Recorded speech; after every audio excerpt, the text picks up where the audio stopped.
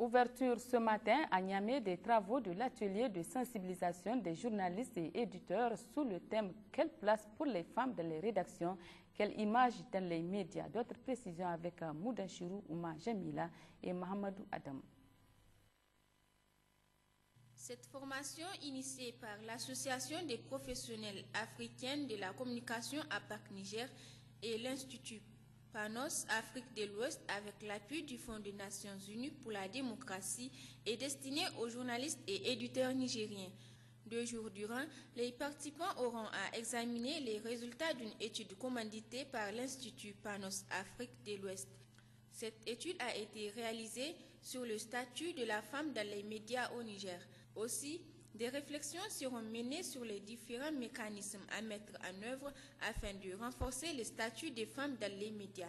En outre, dans son intervention, la présidente de APAC Niger a relevé la nécessité d'impliquer les femmes dans tous les secteurs de la vie dans notre pays.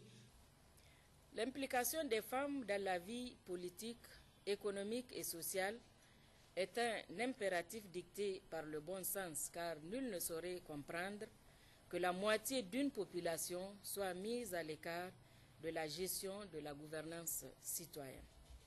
L'idée d'une participation accrue des femmes aux affaires de la cité, on le sait, n'est pas nouvelle.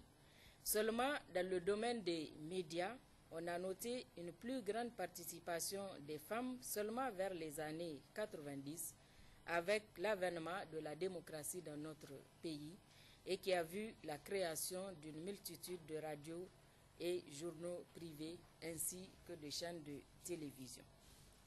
Mais de nos jours, malgré l'émergence des femmes dans les médias, elles restent moins présentes dans les sphères de décision. Le représentant de l'Institut Panos Afrique de l'Ouest, M. Hippolyte Dossou, s'est quant à lui attelé à présenter son institut dont les objectifs cadrent avec la démarche de APAC Niger.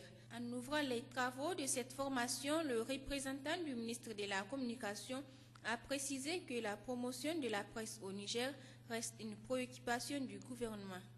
Je voudrais donc saisir l'occasion de la présente rencontre pour témoigner toute la reconnaissance du Niger à l'Institut Panos, porteur de cette heureuse initiative et dont le soutien en faveur de la communication se passe de tout commentaire. Comme vous le savez, le gouvernement nigérien est résolument engagé à promouvoir et à soutenir ce secteur. En atteste la loi sur la dépénalisation du délit de presse. C'est dire que toutes les dispositions sont prises pour permettre aux professionnels du secteur, sans distinction aucune, d'exercer sereinement leur métier. D'une manière générale, la mise en œuvre par notre pays de la politique nationale de communication pour le développement montre la place que le Niger accorde au secteur de la communication. À noter qu'au cours des travaux, les participants auront à débattre des thèmes aussi importants que les femmes dans les rédactions, femmes à la direction, ainsi que modifier les politiques et les pratiques et enfin, quelles solutions pour rééquilibrer les contenus et la diversité professionnelle.